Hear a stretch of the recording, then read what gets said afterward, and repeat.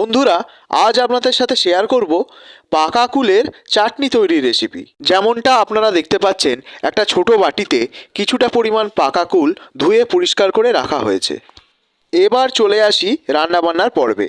প্রথমে একটি কড়াইতে অল্প পরিমাণ তেল দিয়ে তা গরম করে নিতে হবে। তেল গরম হয়ে গেলে তাতে একটু শুকনো লঙ্কা আর কিছুটা সর্ষে ফোড়ন হিসেবে ব্যবহার করতে হবে।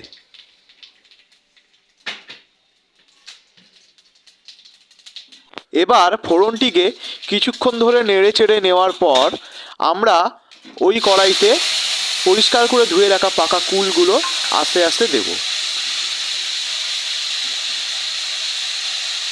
এরপর আমরা তাতে কিছুটা পরিমাণ নুন দেব এবং তার সাথে আমরা অল্প পরিমাণ হলুদ দেব। মশলাপাতিগুলো দেওয়ার পর আমরা খুব ভালো করে বেশ কিছুক্ষণ কড়াইতে খুন্তি দিয়ে নেড়ে চেড়ে নেব। কিছুক্ষণ বাদে কুলগুলো কিছুটা পরিমাণ ফেটে ফেটে যাবে। এরপর আমরা তাতে কিছুটা পরিমাণ জল যোগ করব।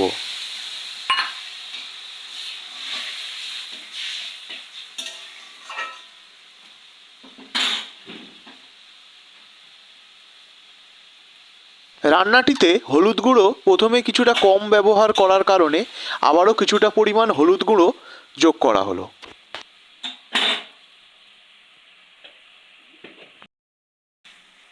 এরপর রান্নাটিকে বেশ কিছুক্ষণ নেড়ে চেড়ে নিয়ে ভালোভাবে ফুটতে দিতে হবে। এর কিছুক্ষণ পর আমরা রান্নাটিতে স্বাদ মতো জিরে গুঁড়ো ব্যবহার করব।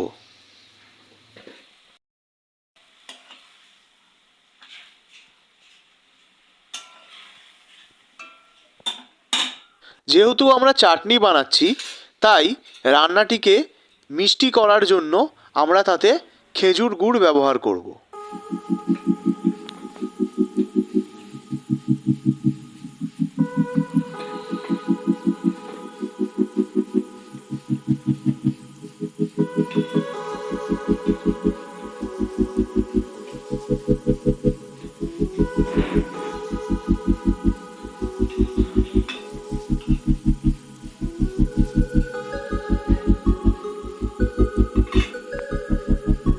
এরপর আমরা রান্নাটিকে কিছুক্ষণের জন্য একটি থালা দিয়ে ঢেকে দেব।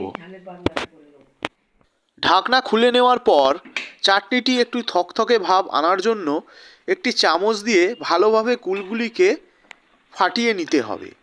দেখছেন যেমনটা ভিডিওতে করা হচ্ছে। এরপর কিছুক্ষণ খুন্তি দিয়ে নাড়াচাড়া করে নিয়ে ভালো করে রান্নাটা করে নিতে হবে। যেমনটা দেখতে পাচ্ছেন বন্ধুরা, বেশ কিছুক্ষণ রান্নাটি চলার পর চাটনিটা কিছুটা থকথকে জেলির মতো দেখতে লাগছে। আমাদের রান্নাটি করা প্রায় হয়ে এসছে, আর কিছুক্ষণের মধ্যেই আমরা চাটনিটা কড়াই থেকে নামাবো।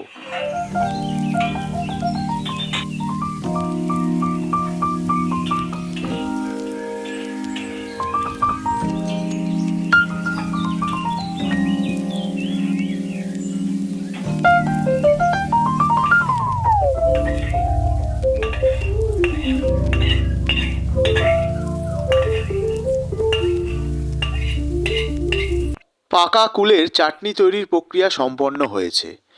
আপনাদের যদি ভিডিওটি ভালো লাগে, লাইক কমেন্ট শেয়ার করে আমাদের পাশে থাকবেন এবং চ্যানেলটিকে সাবস্ক্রাইব করবেন।